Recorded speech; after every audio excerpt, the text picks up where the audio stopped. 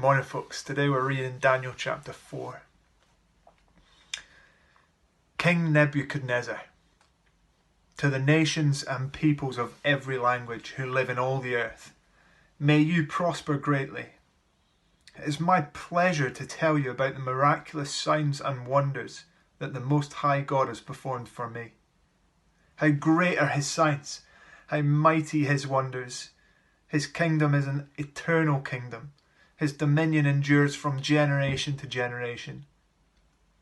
I, Nebuchadnezzar, was at home in my palace, contented and prosperous. I had a dream that made me afraid. As I was lying in bed, the images and visions that passed through my mind terrified me. So I commanded that all the wise men of Babylon be brought before me to interpret the dream for me. When the magicians, enchanters, astrologers and diviners came, I told them the dream, but they could not interpret it for me. Finally, Daniel came into my presence and I told him the dream. He is called Belteshazzar, after the name of my God, and the spirit of the holy gods is in him. I said, Belteshazzar, chief of the magicians, I know that the spirit of the holy gods is in you, and no mystery is too difficult for you. Here is my dream. Interpret it for me. These are the visions I saw while lying in bed. I looked, and there before me stood a tree in the middle of the land. Its height was enormous. The tree grew large and strong, and its top touched the sky. It was visible to the ends of the earth. Its leaves were beautiful, its fruit abundant, and on it was food for all. Under it the wild animals found shelter, and the birds lived in its branches. From it every creature was fed. In the visions I saw while lying in bed, I looked, and there before me was a holy one, a messenger coming down from heaven.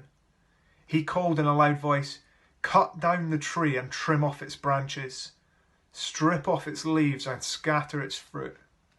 Let the animals flee from under it and the birds from its branches. But let the stump and its roots, bound with iron and bronze, remain in the ground, in the grass of the field. Let him be drenched with the dew of heaven, and let him live with the animals among the plants of the earth.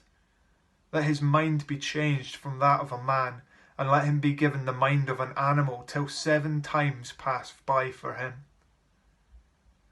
The decision is announced by messengers. The holy ones declare the verdict, so that the living may know that the Most High is sovereign over all kingdoms on earth, and gives them to anyone he wishes, and sets over them the lowliest of people. This is the dream that I, King Nebuchadnezzar, had.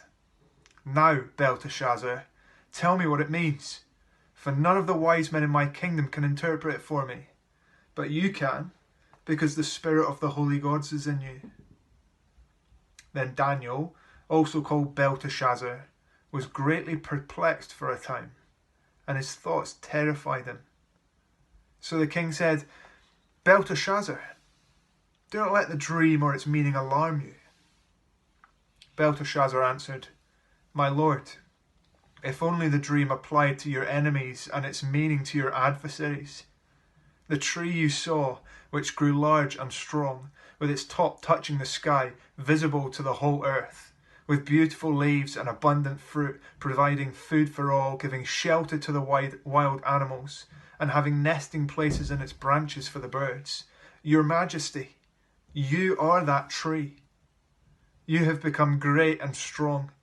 Your greatness has grown until it reaches the sky, and your dominion extends to distant parts of the earth.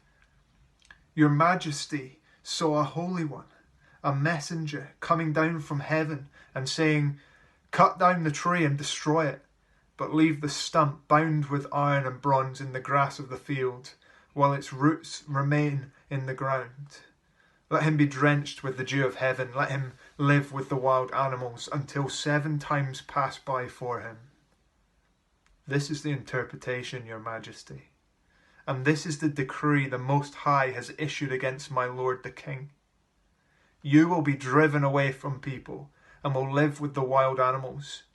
You will eat grass like the ox and be drenched with the dew of heaven.